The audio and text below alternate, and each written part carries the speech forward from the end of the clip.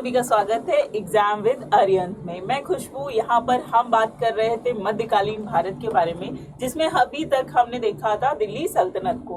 आज हम बात करने वाले हैं मुगल सल्तनत के बारे में। उसमें कौन कौन से शासक रहे हैं, उनके द्वारा क्या क्या चीजें हुई हैं, उन सभी चीजों के बारे में बहुत ही डिटेल में हम यहाँ पर चर्चा करेंगे। बहुत ही इंटरेस्टिंग सेशन है। तो इस सेशन को स्टार्ट करने से पहले आप सभी से रिक्वेस्ट है, निवेदन है कि आप लोग जो वीडियोस देख रहे हैं उनको शेयर भी करते रहिएगा। साथ ही के साथ अगर अभी तक आपने चैनल को सब्सक्राइब नहीं किया है तो फटाफट से एग्जाम विद अरियंत को सब्सक्राइब जरूर कर लीजिए। चलिए, इसी के साथ यहाँ पर आज के सेशन को हम यहाँ पर शुरू करने वाले हैं। और मुगल सल्तनत की बात करें ना, तो इससे बहुत सारे क्वेश्चन पूछे जाते हैं। हम यहाँ पर टू द पॉइंट बात कर रहे हैं। वैसे तो देखो, हिस्ट्री जो है अपने आप में एकदम बहुत बड़ा सिलेबस है, जिसको कवर कर पाना बहुत मुश्किल है ना। देखो, मुश्किल तो खैर कुछ नहीं होता, आप कर सकते हो, लेकिन आपको अपने एग्जाम को समझते हुए पढ़ना है। अब एसएससी के एग्जाम्स में ना बहुत डिटेल में नहीं पूछा जाता है, टू द पॉइंट बात की जाती है, ठीक है। तो आपसे पूरा डीप में जाके उसकी हिस्ट्री ज्योग्राफी नहीं पूछने वाला है। उन सब सवालों पे, उन सब चीजों पे, उन सब टॉपिक्स पे यहाँ पर हम बात करेंगे जो कि आपके एग्जाम पॉइंट ऑफ व्यू से काफी ज्यादा इंपॉर्टेंट है, ठीक है। तो यहाँ पर हमने दिल्ली सल्तनत में देखा, उसमें 5 आपके पीरियड थे। जो कुतुबुद्दीन ऐबक के आने से गुलाम वंश की स्थापना होती है और लोधी वंश के समय क्या होता है, जो दिल्ली सल्तनत है वो समाप्त हो जाता है। लोधी वंश का अंतिम शासक होता है इब्राहिम लोधी, जिसके साथ बाबर की लड़ाई होती है और वहीं पर बाबर जो है वो विजयी रहता है और उसके बाद मुगल सल्तनत की शुरुआत हो जाती है। तो बस इसी सेशन में आज हम मुगल सल्तनत के आगे की कहानी को जानेंगे। तो सबसे पहले बात करें कि यहाँ पर अब हम किसकी बात करने वाले हैं, मुगल काल की, है ना, मुगल पीरियड की। मुगल वंश के जो शासक रहे हैं, इसमें जो इसके 5 शासक हैं। देखो, मुगल पीरियड की पहले तो बात करें, अगर हम बात करें मुगल वंश की, ठीक है, तो ये कहां से कहां तक रहा है, तो ये 1526 से लेकर 1857 की जो क्रांति हम पढ़ते हैं, ये पूरा पीरियड रहा है, ठीक है। लेकिन यहाँ पर हम 1857 तक को मुगल पीरियड में नहीं कवर करते हैं। यहाँ पर हम देखेंगे 1526 से लेकर 1707 तक औरंगजेब के समय तक का कार्यकाल पढ़ेंगे। यही एक टाइम पीरियड होता है जब मुगल वंश अपने चरमो उत्कर्ष पे होता है, ठीक है, जहां पर महान सम्राट जो है वो शासन करते हैं। और यहाँ पर आप देखोगे कि जो अंतिम शासक होता है औरंगजेब, उसकी मृत्यु के बाद मुगल सल्तनत की क्या होती है, पतन की जो शुरुआत है वो यहाँ से शुरू हो जाती है, ठीक है। तो जो कौन कौन से वो महान सम्राट हैं उनके बारे में देखें, तो ये किस वंश के थे, तिमोर वंश के, ठीक है, जो इसके प्रथम 5 वंशज रहे हैं, जिसमें सबसे पहले आता है बाबर। बाबर का अगर हम बात करें तो इसको किस नाम से जाना जाता था, इसका पूरा नाम, वास्तविक नाम क्या था, जहीरुद्दीन मोहम्मद बाबर, ठीक है। कभी कभी एग्जाम में ऐसा पूछ सकता है कि बाबर का पूरा नाम क्या था, तो जहीरुद्दीन मोहम्मद बाबर। इसके बाद बाबर का पुत्र होता है हुमायूं, ठीक है। कौन होता है, हुमायूं। हुमायूं का पुत्र होता है अकबर, और अकबर का पूरा नाम क्या है, जलालुद्दीन मोहम्मद अकबर, ठीक है, जलालुद्दीन मोहम्मद अकबर। आपने मूवी देखी होगी, है ना, अकबर मूवी देखी है, उसमें जब अकबर आता है तो शहंशाह जलालुद्दीन मोहम्मद अकबर का आ रहे हैं करके ना, इस तरीके से। उसके बाद आता है जहांगीर, जिसको सलीम नाम से भी जाना जाता है, ठीक है। जहांगीर का बचपन का नाम क्या था, सलीम, ठीक है, क्या था, सलीम। इसके बाद यहाँ पर आता है शाहजहां, जिसे खुर्रम नाम से जाना जाता है, ठीक है, इसका नाम क्या था, खुर्रम नाम था। और इसके बाद आता है औरंगजेब, ठीक है, जिसका कार्यकाल कब तक रहता है, 1707 में इसकी मृत्यु हो जाती है। और इसके बाद इसका वंशज आता है बहादुर शाह प्रथम, ठीक है, बहादुर शाह प्रथम। और यहाँ पर देखोगे कि यहाँ 1707 के बाद से 1857 में बहादुर शाह द्वितीय का शासन, अंतिम शासन होता है, ठीक है। और उस टाइम पे क्योंकि ब्रिटिश सरकार होती है, तो उनके द्वारा इसका जो शासन है वो खत्म कर दिया जाता है। तो इनके क्रम को जरूर याद रखिएगा। इनके क्रम को एक बार हम देख लें तो सबसे पहले कौन आता है, बाबर आएगा, ठीक है। फिर बाबर का पुत्र होगा हुमायूं, ठीक है। हुमायूं के बाद हुमायूं का पुत्र कौन है? अकबर, ठीक है। अकबर का पुत्र है जहांगीर, ठीक है। जहांगीर के बाद आता है आपका शाहजहां और फिर आता है आपका औरंगजेब। लास्ट में कौन आता है? औरंगजेब, ठीक है। इनके क्रम को याद रखिएगा, इनका जो टाइम पीरियड है उसको याद रखिएगा, सीधे सीधे क्वेश्चन पूछ लिया जाता है, ठीक। अब इनके बारे में, इन सभी महान सम्राटों के बारे में, शासकों के बारे में अब हम एक एक करके पढ़ने वाले हैं, ठीक है। तो सुल्तान के बारे में जानना शुरू कर दीजिए। तो पहला सुल्तान जो होता है, मुगल साम्राज्य की स्थापना की अगर हम बात करें तो मुगल जो साम्राज्य है वो 1526 से लेकर 1857 ईस्वी तक का कार्यकाल रहा है। भारत में मुगल राज्य की स्थापना बाबर ने 1526 में की थी, ठीक है। और इसी 26 में क्या हुआ था? पानीपत का प्रथम युद्ध, पानीपत का प्रथम युद्ध कब? 1526 में। और ये किसके बीच हुआ है? इब्राहिम लोदी और बाबर के बीच में। इस चीज को ध्यान रखिएगा, सीधे सीधे क्वेश्चन पूछा जाता है कि पानीपत का जो प्रथम युद्ध है वो किसके किसके मध्य हुआ था, ठीक है।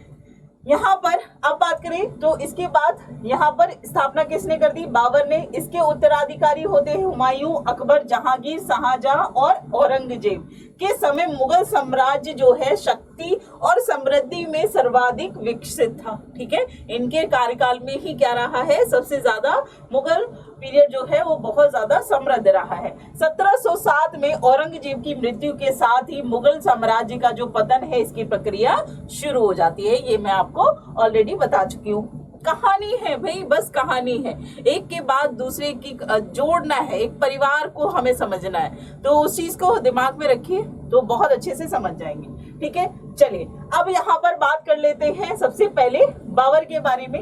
मुगल वंश का ये संस्थापक होता है और इसका कार्यकाल कितना होता है? 1526 से लेकर 1530 तक। सबसे कम कार्यकाल के लिए अगर मुगल सल्तनत की हम बात करें तो इसमें सबसे छोटे पीरियड के लिए जो शासन करता है वो कौन है? बाबर। और ये आते ही लगातार युद्ध करता है हर एक साल में, और उनसे आपके क्वेश्चन बनते ही बनते हैं। तो चलिए एक एक करके देखते हैं कि सबसे पहले 1526 में पानीपत का प्रथम युद्ध दिल्ली सल्तनत के अंतिम वंश कौन सा था? लोधी वंश के सुल्तान इब्राहिम लोधी की पराजय के साथ ही भारत में मुगल वंश की स्थापना होती है। यहाँ तक कोई क्लियर है? बहुत ही सिंपल सा फॉर्मेट आपको अपने दिमाग में क्रिएट करना है। विजुलाइज करिए। देखो, हिस्ट्री पढ़ने का एक बहुत ही आसान तरीका है कि यहाँ पर जो घटनाएं बताई जा रही है ना उसको विजुलाइज कीजिए। जैसे बाबर आया, बाबर के बाद उसका बेटा हुमायूं, हुमायूं के बाद अकबर आया, उसके बाद जहांगीर आया, फिर शाहजहां और फिर आपका औरंगजेब। ये एक क्रम याद रखिए, है ना। उसके बाद आप देखोगे कि जैसे ही बाबर आया उसके आते ही उसने सबसे पहले पानीपत की लड़ाई की, है ना। जैसे घर में गेस्ट आते हैं, क्या देते हो आप? पानी देते हो। इस तरीके से याद रखो। और ये यहाँ के तो थे नहीं, है ना, ये सब अरब देशों से आए हुए आक्रमणकारी थे, ठीक है। तो यहाँ पर इस चीज को ध्यान रखेंगे। नेक्स्ट हम देखेंगे कि बाबर के द्वारा लड़े गए प्रमुख युद्ध कौन से हैं, और इससे क्वेश्चन आपका बनता ही बनता है। पहला हमने देखा पानीपत का प्रथम युद्ध जो 1526 में इब्राहिम लोदी और बाबर के बीच हुआ। बाबर ने इस युद्ध में तुगलुमा युद्ध पद्धति और तोप खाने का प्रथम बार प्रयोग किया है। बहुत बार पूछा जाता है, सर्वप्रथम जो तोपों का उपयोग है वो किसके द्वारा किया गया है? याद रखिएगा, बाबर के द्वारा, ठीक है। तोपों का यूज सबसे पहले किसके द्वारा किया गया? बाबर के द्वारा। तोपों को सजाने के लिए उस्मानी पद्धति का यूज किया जाता था। उस्मानी पद्धति क्या है? दो गाड़ियों के बीच में तोप रखने का प्रयोग करना।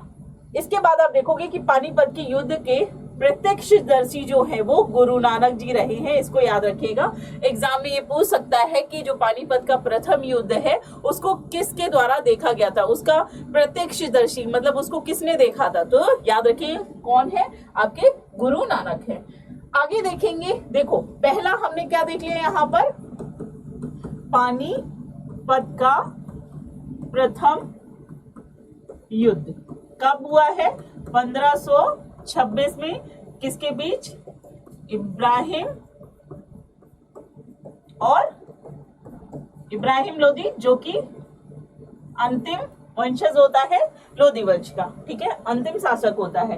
तो यहाँ पे सबसे पहले पानीपत का युद्ध हो गया, उसके बाद दूसरे ही वर्ष खानवा का युद्ध होता है 1527 में। देखो क्रम से है, 1526 में होगा, फिर 1527 में, फिर 1528 में, 29 में और 30 में इसकी मृत्यु हो जाती है, ठीक है। तो 1527 में बाबर किसके साथ लड़ता है? राणा सांगा से युद्ध होता है, ठीक है। उसके बाद तीसरा युद्ध होता है चंदेरी का युद्ध, जो 1528 में होता है और किसके बीच? औरंगजेब और मेदिनी राय के बीच, ठीक है। बाबर और मेदिनी राय का जो युद्ध है वो कहां पर होता है? चंदेरी का युद्ध कहलाता है। घाघरा का युद्ध जो है ये 1529 में होता है। बाबर और अफगान जो सैनिक हैं वो आक्रमण कर देते हैं और यहाँ पर इन जो बाबर है इनके बीच युद्ध होता है। कहां पर?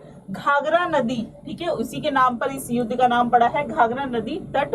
कहां पर? बिहार में, ठीक है। और अफगानों और बाबर के बीच जो युद्ध होता है ये इसमें भी क्या होता है? विजयी रहता है। ये बाबर के द्वारा लड़ा गया अंतिम युद्ध था, क्योंकि आप देखोगे कि 1530 में, ठीक है, 1530 ईस्वी में इसकी मृत्यु हो जाती है। किसकी? बाबर की, है ना।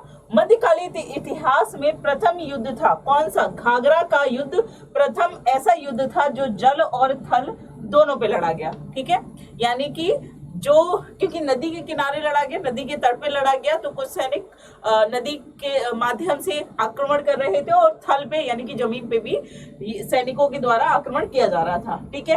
अब देखो बहुत सिंपल सी चीज है, एक चीज जो कि आपसे इससे पूछा जाता है कि इनका क्रम बताइए। डेट आप यहाँ पे दे देगा, एक तरफ तो खानवा की युद्ध, चंदेरी का युद्ध, है ना, और इनकी सामने डेट दे सकता है, या फिर ये दे सकता है कि जो युद्ध हुआ है वो किसके किसके मध्य हुआ है। तो पहली चीज आपको याद रखनी है कि बाबर आया, बाबर ने आते ही पानीपत का युद्ध लड़ा, फिर खानवा का युद्ध लगा, फिर चंदेरी का, फिर घाघरा और अंत में जाके उसकी मृत्यु हो जाती है। तो यहाँ पर जो ट्रिक है वो क्या है? खाना खाया, पानी पिया, खाना खाया, चांदनी रात में घर चला गया, है ना। पानी पिया, खाना खाया, चांदनी रात में घर गया और मर गया, घर गया और मर गया। तो ये पूरा क्रम है 26 से लेकर 30 तक का सबसे कम कार्यकाल रहा है। यहाँ तक उम्मीद करती हूँ आपको याद हो गया होगा। और सभी में याद रखिएगा, इन सभी युद्धों में बाबर विजयी रहता है, ठीक है। जीत किसकी होती है?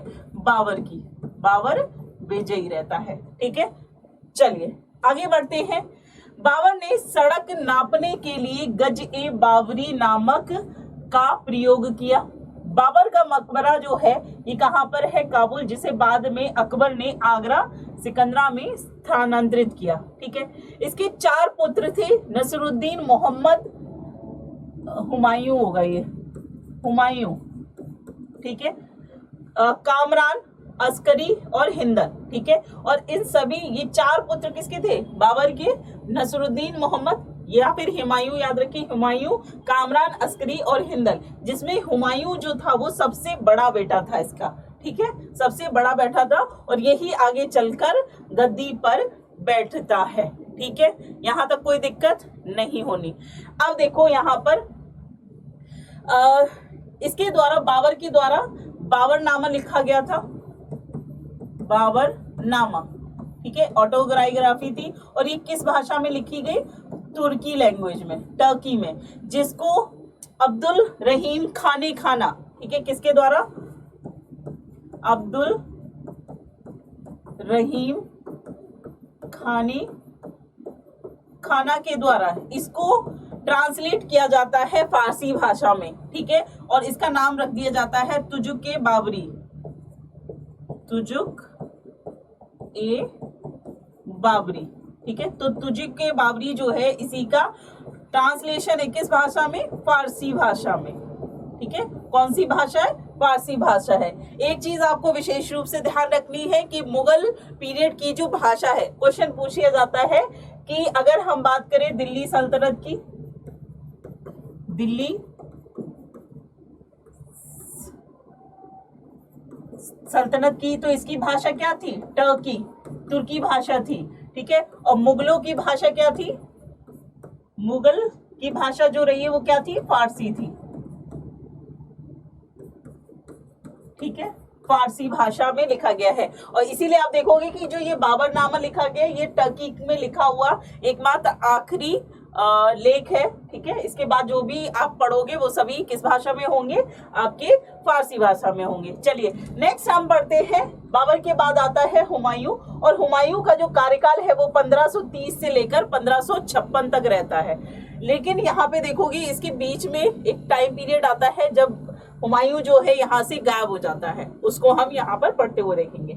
चलिए, तो यहाँ पर 30 दिसंबर 1530 को बिना किसी अवरोध के आगरा में हुमायूं का राज्याभिषेक हुआ, है ना। देखो, सल्तनत की लड़ाई जो है ना, सिंहासन की लड़ाई हमेशा से होती है। बहुत कम बार ऐसा देखा जाता है कि सिंहासन भाइयों, 4 भाई हैं और उनमें बिना लड़ाई के सिंहासन जो है वो पूरी सहमति से किसी एक को दे दिया जाए, नहीं होता है। लेकिन यहाँ पर हुमायूं के केस में हम ये चीज देख सकते हैं। लेकिन आगे अब देखोगे ना कि जैसे जैसे हम आगे बढ़ेंगे मुगल सल्तनत में, उसमें आगे जाती हुई क्या होगा, बहुत ज्यादा लड़ाइयां हो जाएंगी और एक दूसरे को ही मार काट के गद्दी में बैठना शुरू कर देंगे। ठीक है, जेल में डाल देंगे, है ना, मार देंगे या कुछ भी करके, भाई गद्दी चाहिए, है ना, शासन ऐसा ही है। और ये चीज भी है कि अगर आप राज करना चाहते हो तो भाई किसी एक चीज को पाने के लिए दूसरी चीज को खत्म करना ही पड़ता है।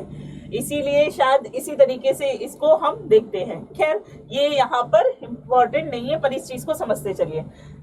भाई राज्याभिषेक कर लिया है इनका, हो चुका है। उसके बाद हुमायूं ने दिल्ली के निकट दीन पना नगर की स्थापना की। ठीक है, दीन पना नगर की स्थापना की।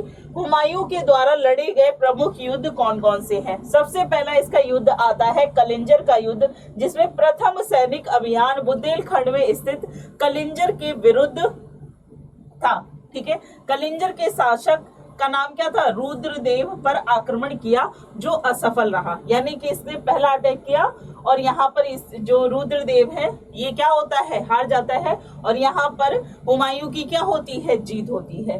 फिर होता है देओरिया कलिंजर के युद्ध में ये हार जाता है ना हुमायूं। उसके बाद देओरिया का युद्ध होता है जिसमें हुमायूं और महमूद लोदी होते हैं और गोमती नदी के तट पर स्थित इस जगह पर क्या होता है, अटैक होता है और यहाँ पर हुमायूं जो है वो विजयी रहता है। ठीक है, याद रखिएगा। इसके बाद लड़ा जाता है चौसा का युद्ध और बहुत बार एग्जाम में पूछा जाता है। पहला युद्ध हमने क्या देखा, कलिंजर का युद्ध। ठीक है, दूसरा क्या है, देहरिया का युद्ध है। तीसरा है आपका चौसा का युद्ध, जो कि हुमायूं और शेर खान का नाम जो है वो शेरशाह सूरी पड़ा है इसी युद्ध के बाद। ठीक है ना। शेरशाह सूरी के बारे में आप देखेंगे तो ये वही व्यक्ति है जिसने जीटी रोड का निर्माण कराया। ठीक है, यही वो पहला व्यक्ति है जिसने रुपया चलाया। भारत में पहले रुपये का प्रचलन से, है ना, रुपये शब्द का जो प्रचलन है वो इसी के कार्यकाल में हुआ है। ठीक है, क्वेश्चन पूछा जाता है तो यहाँ पर देखेंगे तो इसको शेरखां कहा जाता था। चौसा के युद्ध में शेरशाह सूरी जो है ये विजयी रहता है। ठीक है, लड़ाई होती है हुमायूं के साथ और ये विजयी होता है। चौसा नामक स्थान पर, जो कि कर्मनाशा नदी के किनारे है, हुमायूं पराजित हुआ है। उसके बाद आप देखोगे कि एक लंबे समय के लिए क्या होता है, यहाँ पर ये लड़ाई जो है ये समाप्त हो जाती है। उसके बाद आप देखोगे कि दूसरा युद्ध होता है कन्नौज का युद्ध। ठीक है, दूसरा कौन सा है, कन्नौज का युद्ध, जिसे बिलग्राम का युद्ध कहा जाता है। और ये कौन सा है, 1540 में होता है। ठीक है, चौसा के बाद अगले ही साल। और शेरशाह सूरी ने हुमायूं को फिर से पराजित किया है। देखो भाई, ऐसा तो है नहीं कि एक बार लड़ाई हो गई है फिर शांत बैठ जाए, नहीं बैठेंगे, फिर से युद्ध के लिए खड़े हो जाता है और फिर से युद्ध करता है शेरशाह सूरी से, क्योंकि हार मंजूर नहीं है। लेकिन फिर से ये क्या करता है, हार जाता है, पराजित हो जाता है। शेरशाह सूरी दिल्ली और आगरा पर क्या कर लेगा, अधिकार कर लेगा। और अंततः आपको देखना पड़ेगा कि हुमायूं जो है उसको भारत छोड़कर सिंध चला जाता है। ठीक है, उसके बाद क्या करेगा, ये सिंध चला जाएगा। और उसके बाद आप देखोगे कि ये दोबारा फिर से लौट कर आएगा 1555 ईस्वी में। और इसमें आप देखोगे कि यहाँ पर शेरशाह सूरी का ही जो बेटा होता है सिकंदर शाह सूरी।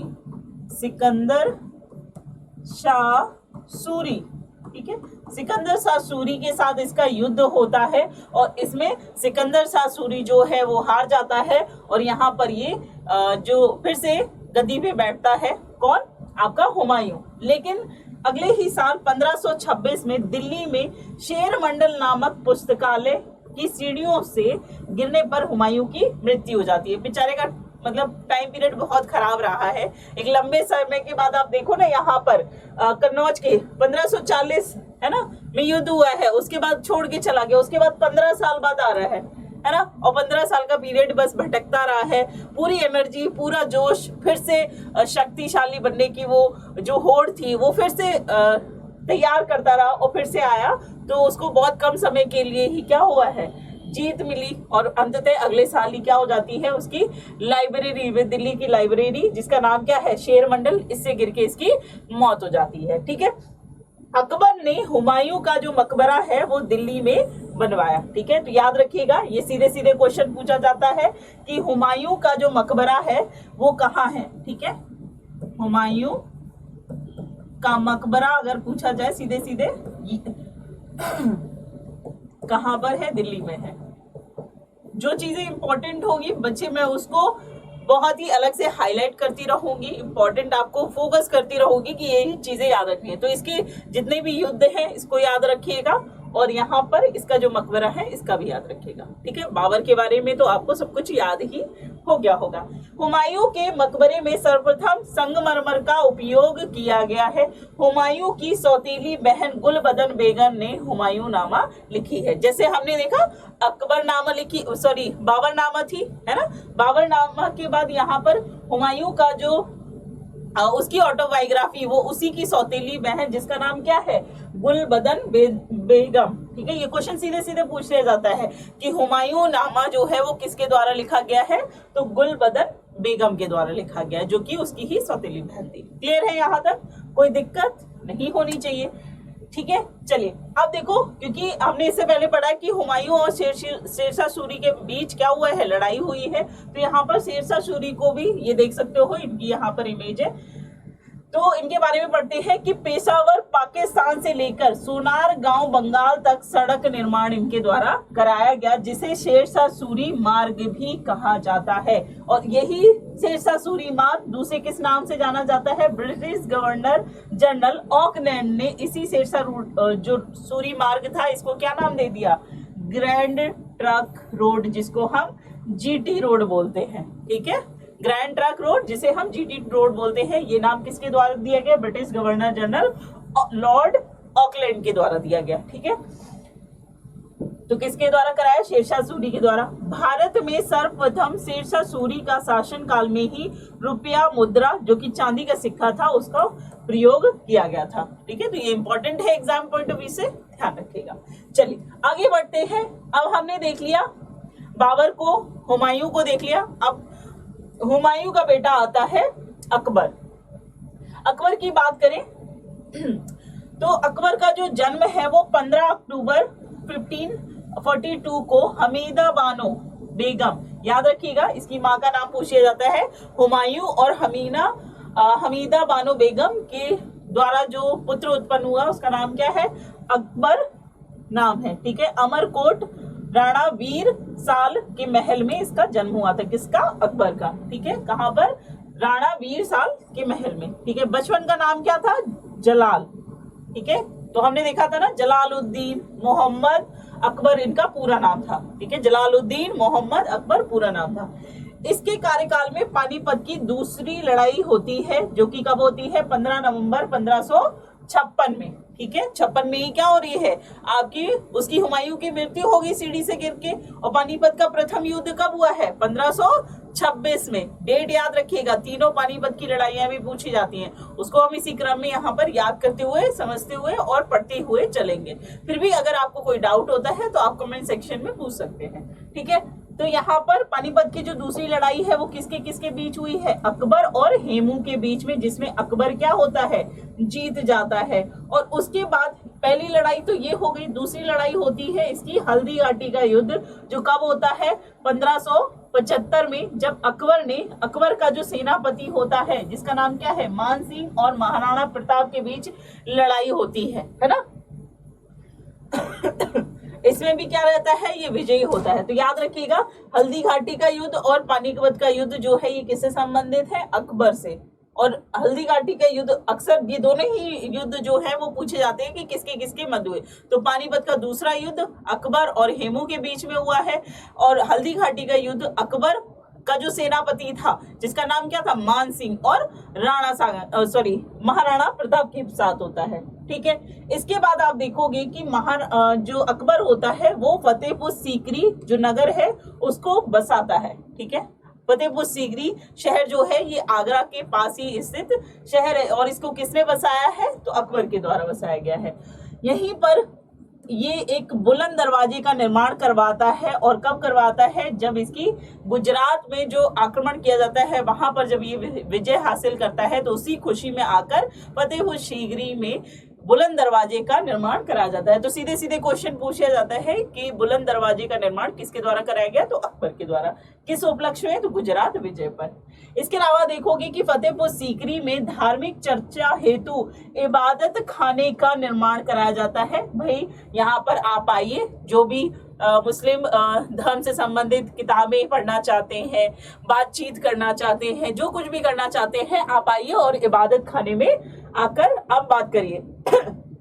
इसके बाद आप देखोगे दीन इलाही नामक जो धर्म है इसको यहाँ पर इसके द्वारा मान्यता दी गई। ठीक है, अबुल फजल द्वारा लिखित अकबरनामा, अकबर देखो पढ़ा लिखा नहीं था, बिल्कुल भी पढ़ा लिखा नहीं था, तो इसकी जो ऑटोबायोग्राफी है वो किसके द्वारा लिखी गई है, अबुल फजल के द्वारा लिखी गई है, और इसका नाम क्या है, अकबरनामा। और ये किस भाषा में होगी अकबरनामा, तो मैंने आपको बताया ये किस में होगी, फारसी भाषा में। ठीक है, इसके अलावा आप देखेंगे कि अकबर की मृत्यु 16 अक्टूबर 1605 में हो गई, और आगरा के निकट सिकंदरा में इसको दफनाया गया है। ये याद रखिएगा, बहुत ही इंपॉर्टेंट है। और दीने इलाही ये जो धर्म है इसको एकमात्र मानने वाला जो व्यक्ति था वो कौन था, बीरबल। ठीक है, इसका नाम क्या है, बीरबल। यहाँ पर स्थापत्य कला के बारे में बात करें, देखो अकबर का टाइम पीरियड। अच्छा, एक चीज और है, आपसे ये भी पूछा जा सकता है कि मुगल काल में, मुगल सल्तनत की अगर हम बात करें तो इसमें सबसे लंबा कार्यकाल किसका रहा है, तो सबसे लंबे कार्यकाल में दो लोगों का नाम आता है। सबसे लंबा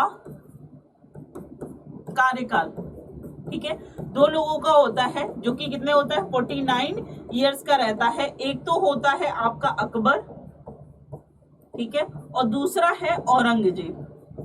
कौन है, औरंगजेब।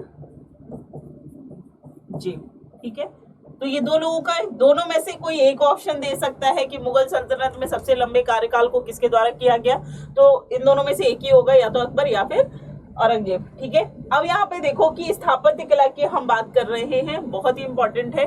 मुगल पीरियड में जो स्थापत्य कला थी वो अपने चरम पे थी, बहुत सारी चीजों का निर्माण कराया गया, और पूछा भी जाता है कि जो हुमायूं का मकबरा है इसका निर्माण किसने कराया, तो याद रखिएगा हुमायूं, क्योंकि इसका ही अकबर का पिता था, तो उसका जो मकबरा है वो कहाँ पर, दिल्ली में किसने बनवाया, तो अकबर ने बनवाया। इसके अलावा अकबर के द्वारा लाल किला, जो आगरा का लाल किला है उसका निर्माण कराया गया है। इसके अलावा आप देखोगे कि शीश महल, फतेहपुर सीकरी में शीश महल हो गया, पंच महल हो गया, है ना, ये सभी निर्माण जो है ये किसके द्वारा कराया गया, आपका अकबर के द्वारा। इसके अलावा दीवाने खास, है ना, पंचमहल, जोधाबाई का महल, ये सभी जो चीजें हैं ये किसके द्वारा निर्मित कराई गई है, अकबर के द्वारा कराई गई है।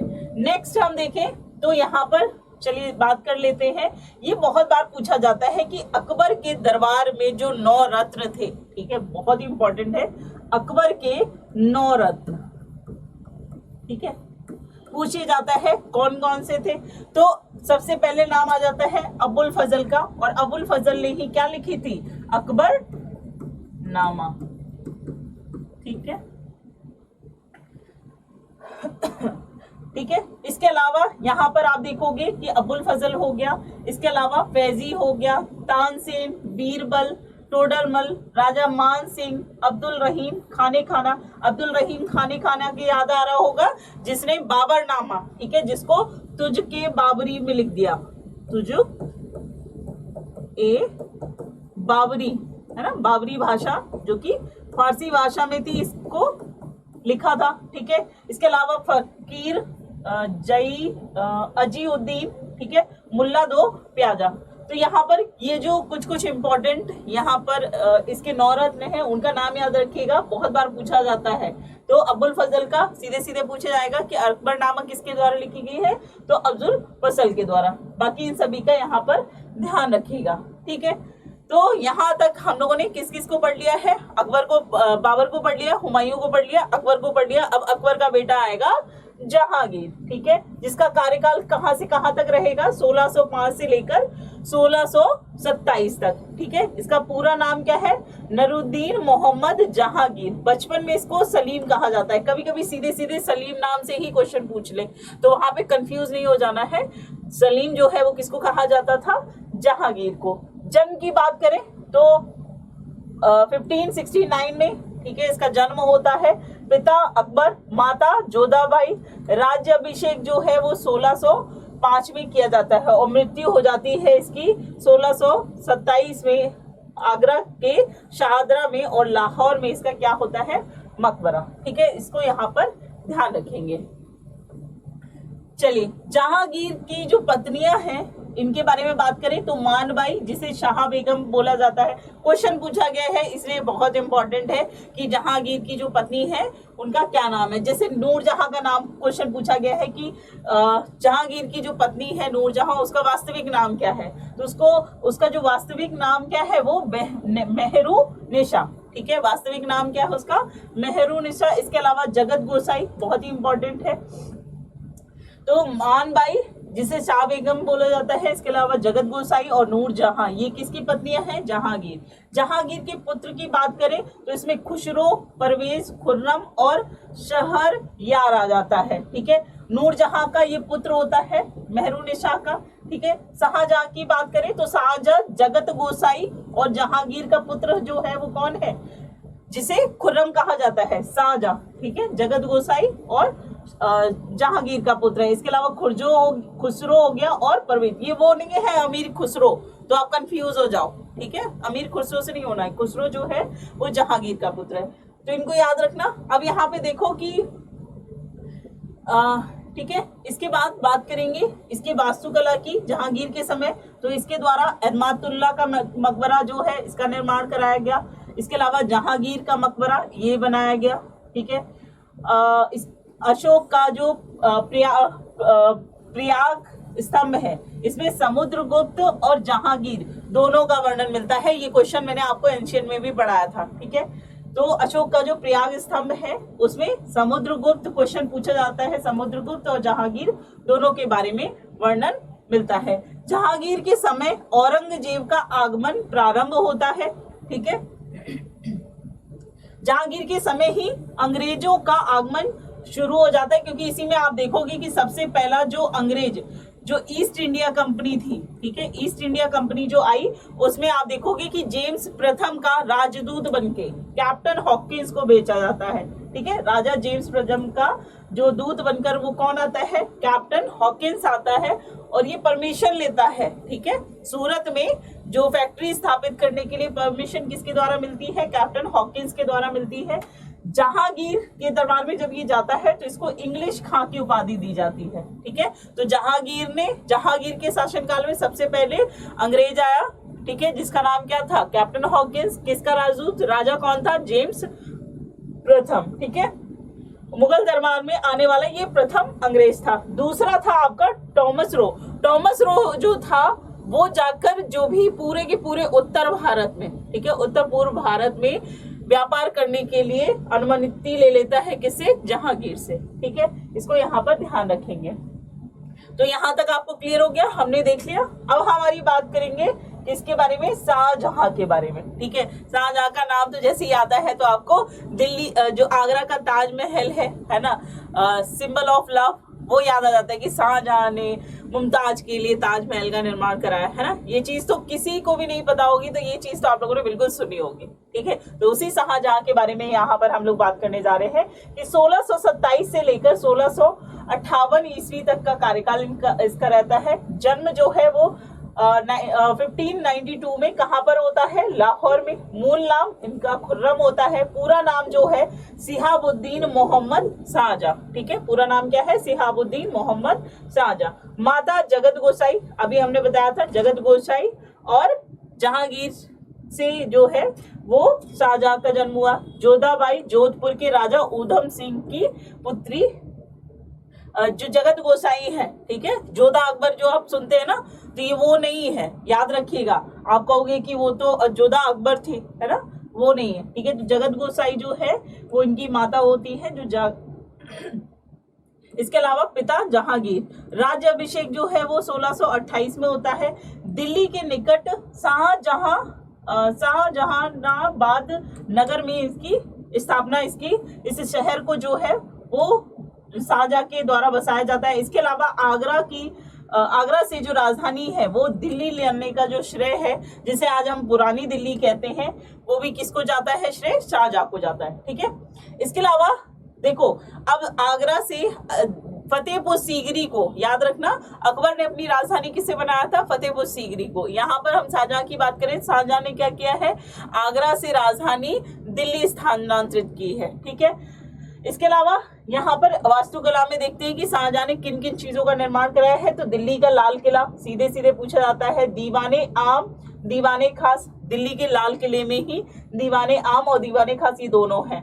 अपनी पत्नी बेगम मुमताज महल का मकबरा जो है वो आगरा में बनवाया, जिसे हम ताजमहल के नाम से जानते हैं। ठीक है, ताजमहल जो कि ताजमहल में जो संगमरमर है वो कहाँ से मंगवाया गया? राजस्थान, मकराना। ये वैसे भी इम्पोर्टेंट है, ज्योग्राफी के पॉइंट ऑफ व्यू से भी इम्पोर्टेंट है कि जो संगमरमर है वो सर्वाधिक अच्छी क्वालिटी का संगमरमर कहाँ पर पाया जाता है? तो राजस्थान के मकराना जिले में। ठीक है, इसको ध्यान रखेंगे। इसके अलावा शाहजहां ने आगरा में मोती मस्जिद का, कहां पर? आगरा में मोती मस्जिद का निर्माण कराया। दिल्ली में मोती मस्जिद का निर्माण औरंगजेब ने करवाया था। ये बहुत बार कंफ्यूज होते हो आप लोग इसमें, इसलिए इंपॉर्टेंट है। ठीक है, आगरा में देखो, आगरा में किसने कराया? तो शाहजहां ने कराया। औरंगजेब के समय मोती मस्जिद जो है वो कहां पर? दिल्ली में स्थापित बनवाई गई।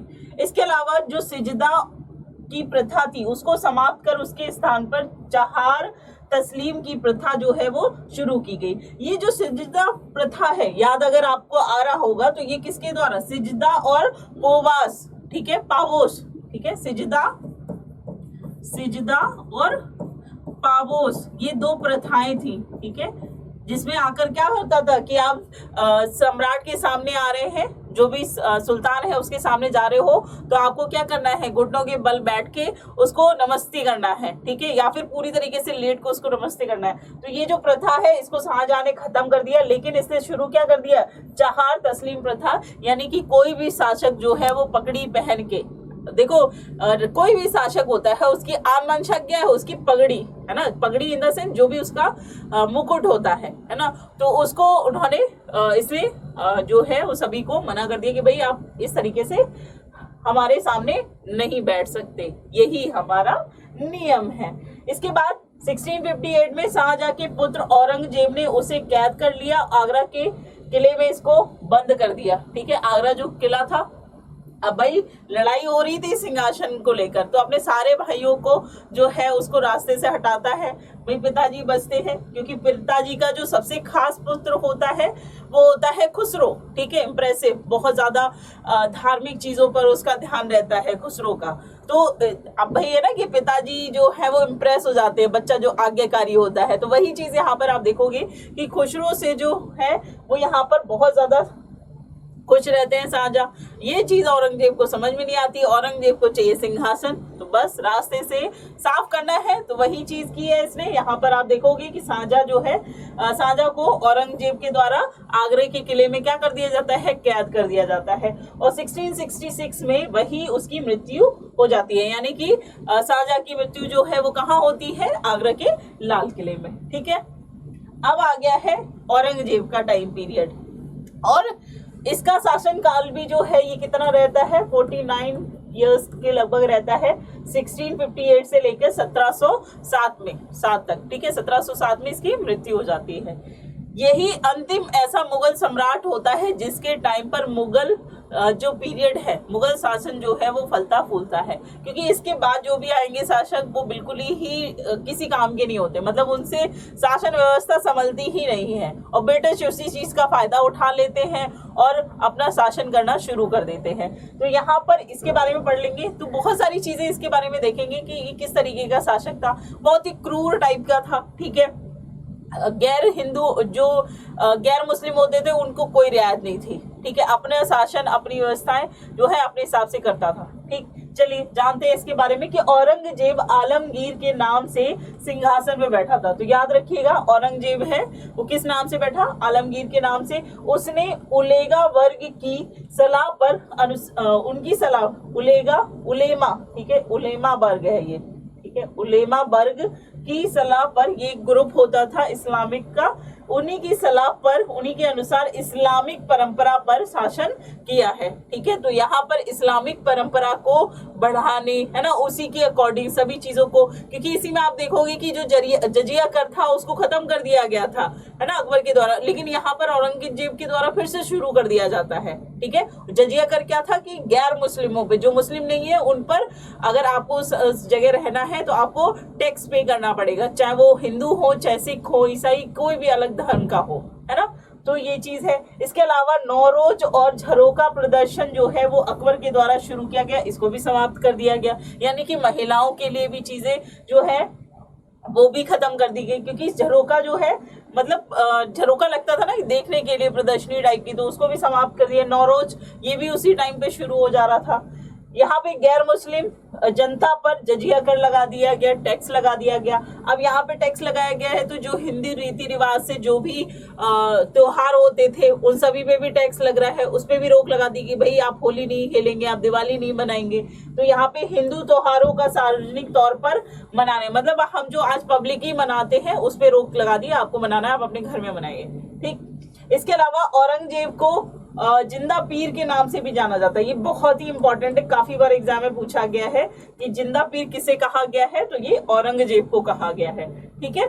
चलिए आगे देखते हैं इसके बारे में कि औरंगजेब का जो जन्म है 1608 में उज्जैन में हुआ था। माता इनकी मुमताज, पिता शाहजहां। राज्य अभिषेक 2 बार किया गया, 1658 और 59 में, ठीक है।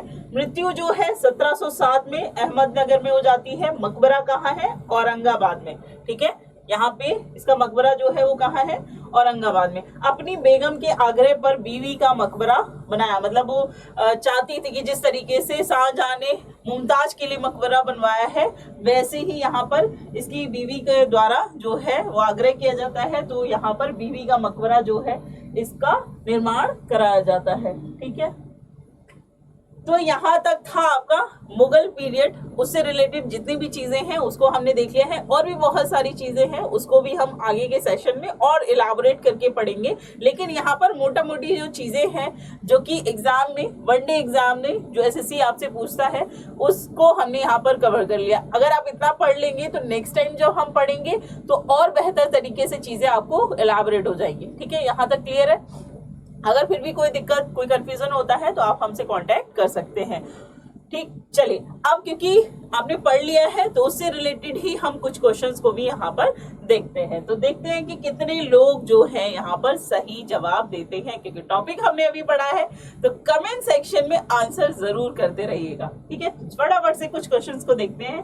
तो पहला क्वेश्चन है कि 1526 में बाबर ने किस वंश के शासक को परास्त कर मुगल साम्राज्य की नींव डाली थी? सैयद वंश, लोदी वंश, तुगलक वंश और खिलजी वंश? जल्दी से कमेंट करके बताइए क्या आंसर होगा। चलिए मैं बता देती हूँ, इसका सही आंसर हो जाएगा आपका लोदी वंश, जिसमें कौन होता है, इब्राहिम लोदी, ठीक है। कौन होता है, इब्राहिम लोदी। नेक्स्ट क्वेश्चन बात करते हैं, पानीपत का प्रथम युद्ध कब हुआ था? तो अभी हमने देखा कि मुगल पीरियड जब शुरू होता है और लोदी वंश खत्म होता है तो ये खत्म कहाँ होता है, पानीपत में, ठीक है। तो वहीं पर लड़ाई होती है और कब होती है, 1526, 21 अप्रैल 1526 में, ठीक है। याद आ रहा होगा, पानी पिया खाना खाया, तो पानीपत का युद्ध, ठीक है। पानीपत का युद्ध होता है, किसके बीच होता है, बाबर और इब्राहिम लोदी के बीच में होता है। उसके बाद आता है 27 में होता है आपका खानवा का युद्ध, ठीक है। उसके बाद 28 में होता है आपका चंदेरी का युद्ध, है ना, चंदेरी का युद्ध। और 29 में होता है आपका घाघरा का युद्ध।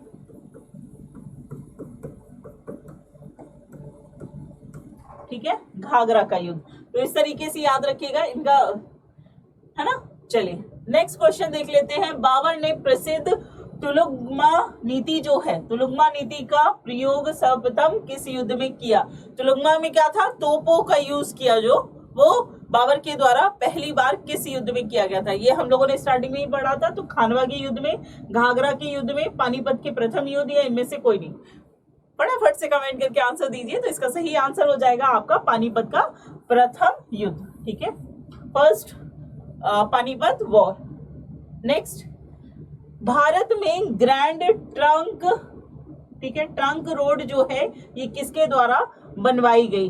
ठीक है, जिसे ग्रैंड ट्रंक को शेर शाह सूरी, चलो अब तो शेर शाह सूरी, अब तो यहाँ पे आपको जवाब ही मिल गया है कि इसी को जीटी रोड को ही हम क्या कहते हैं? शेरशाह सूरी मार्ग ही कहते हैं। अब क्योंकि ये तो मैंने यही बता दिया है, तो आप मुझे कमेंट करके ये बताइए कि जो जीटी नाम है, शेरशाह सूरी मार्ग को जीटी नाम ग्रैंड ट्रंक रोड जो है ये किसके द्वारा दिया गया था? याद आ रहा है? अगर याद आ रहा है तो कमेंट करके बताओ, ये मैं नहीं बताने वाली हूँ। ठीक है, चलिए अगला सवाल बात करते हैं कि गुजरात विजय की यादगार में अकबर ने किसका निर्माण करवाया था? याद आ रहा है ये क्वेश्चन? बहुत बार बताया था चिल्ला चिल्ला के, उम्मीद करती हूँ याद आ रहा होगा। तो आपके ऑप्शन है बड़ा इमामबाड़ा, बुलंद दरवाजा, जामा मस्जिद और सिद्दी बसीर। जल्दी से बताओ। अकबर याद आ रहा है? नहीं आ रहा है, चलो कोई बात नहीं। तो यहाँ पर गुजरात विजय के बाद किसका निर्माण कराया गया? बुलंद दरवाजा। और कहाँ पर? फतेहपुर सीकरी में। ठीक है, कहाँ पर? फतेहपुर सीकरी में। याद आ गया? चलिए नेक्स्ट क्वेश्चन, आईने अकबरी एक महान ऐतिहासिक कृति निम्नलिखित में से किसके द्वारा लिखी गई? आईने अकबरी जो अकबर के 9 रत्न थे उसमें से एक था। और मैंने आपको बताया था कि अकबर पढ़ा लिखा नहीं था, उसकी ऑटोबायोग्राफी किसी और ने लिखी थी। तो किसने लिखी थी? अबुल फजल, अमीर खुसरो, फिरोज शाह या अब्दुल रशीद? क्या है आंसर? इसका सही आंसर होगा आपका अबुल फजल। क्या नाम था? आईने अकबरी, आइन ए अकबरी। ठीक है, आइन ए अकबरी। नेक्स्ट, पानीपत की दूसरी लड़ाई जो है ये कब हुई है? 5 अप्रैल 1556 में। पहली कब हुई? फर्स्ट अगर हम बात करें, फर्स्ट कब हुई थी? तो 1526 में। ठीक, पानीपत का दूसरा युद्ध किसके किसके मध्य हुआ है ये बताना है। अकबर, हेमू, राजपूत और मुगल, बाबर, इब्राहिम लोदी, सिकंदर लोदी और आदिल शाह। तो बाबर और इब्राहिम ये तो आपको याद हो गया होगा कि पानीपत का प्रथम युद्ध। ये ऑप्शन हट गया, बाकी के 3 आपके सामने हैं। फटाफट से कमेंट करके बताइए क्या आंसर होगा आपका, जल्दी से। चलो ये भी आंसर मैं ही देती हूँ, अकबर और हेमू के बीच में। ठीक है, किसके किसके मध्य हुआ है? अकबर और हेमू। कमेंट करके आप मुझे बताइए कि इस पानीपत की दूसरी लड़ाई में जीता कौन था? कमेंट सेक्शन में आंसर करो। नेक्स्ट क्वेश्चन देखते हैं, दीन ए इलाही नामक एक नया धर्म जो है ये किसके द्वारा शुरू किया गया था? हुमायूं, जहांगीर, अकबर और शाहजहां। और मैंने आपको बताया था कि दीन ए इलाही को मानने वाला एकमात्र व्यक्ति कौन था? बीरबल, है ना, बीरबल था। चलो इसका सही आंसर क्या हो जाएगा? अकबर। ठीक है, किसके द्वारा? अकबर के द्वारा। नेक्स्ट क्वेश्चन, अपने काल का महासंगीतज्ञ तानसेन किसके दरबार में था? ठीक है, तानसेन। तो भाई 9 रत्नों की बात हो रही है और 9 रत्नों में किस किस का नाम आता है? तो भाई अकबर के 9 रत्नों की बात की जा रही है। तो यहाँ पर जहांगीर, अकबर, शाहजहां और बहादुर शाह में आंसर क्या हो जाएगा आपका? Akbar is the right answer. ठीक है, फैजी हो गया, मानसिंह हो गया, अबुल फजल हो गए, तानसेन हो गए, ये सब टोडरमल हो गए, ये सभी किसके दरबार में थे? अकबर के। नेक्स्ट क्वेश्चन है कि मुगल काल की जो राजभाषा है वो क्या थी?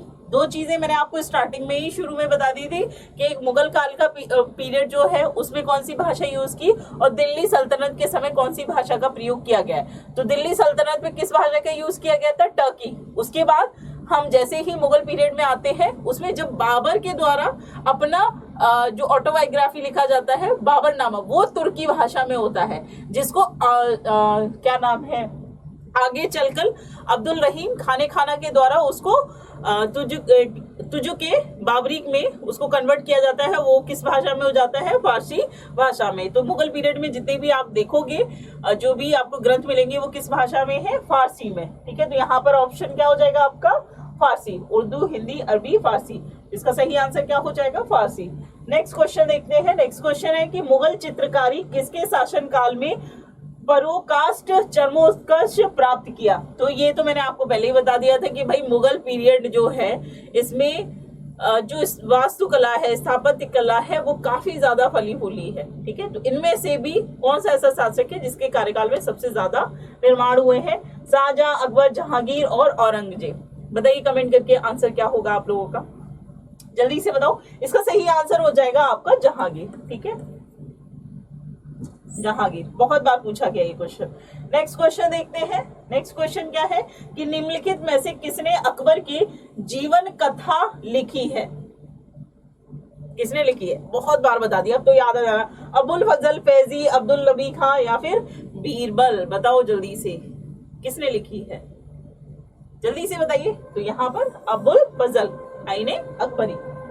नेक्स्ट क्वेश्चन देख लेते हैं। हुमायूं नामा किसके द्वारा लिखा गया था, बता दो, जल्दी से बता दो कि हुमायूं नामा जो है वो किसके द्वारा लिखा गया था। गुलबदन बेगम, मुमताज महल, जहां आरा बेगम या फिर रोशन आरा बेगम।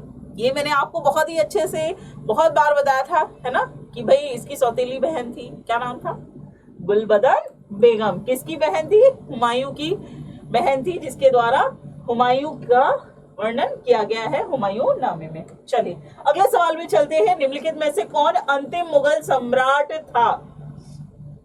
आलमगीर द्वितीय, शाह आलम द्वितीय, बहादुर शाह द्वितीय या फिर अकबर द्वितीय।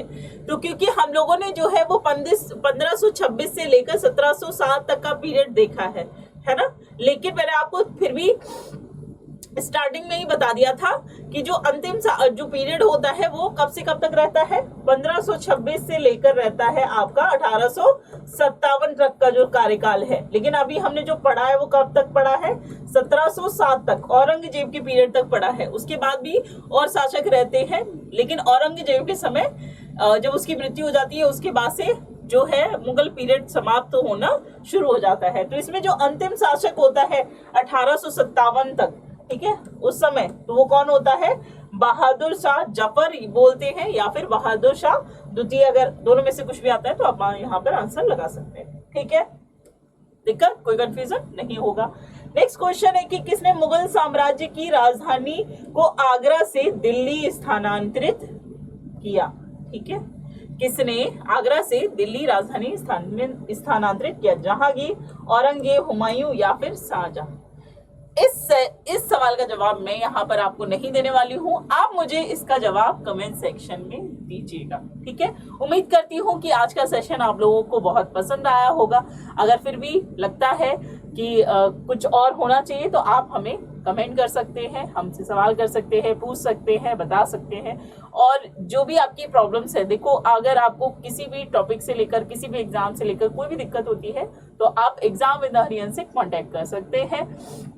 और जितने भी बच्चे हैं जिन्होंने अभी तक सेशन को सब्सक्राइब नहीं किया है ना, जिसने भी अभी तक चैनल को सब्सक्राइब नहीं किया है वो सभी चैनल को सब्सक्राइब कर लीजिए और साथ ही के साथ बेल आइकन जरूर दबाइएगा, क्योंकि क्लास के नोटिफिकेशंस आपको तभी मिलेंगे। ठीक है, और बहुत सारी इंटरेस्टिंग क्लास सेशन के साथ हम आगे भी इसी तरीके से जुड़े रहेंगे, उम्मीद करती हूँ। तब तक के लिए ऐसे ही बने रहिए। Thank you so much, take care, bye bye.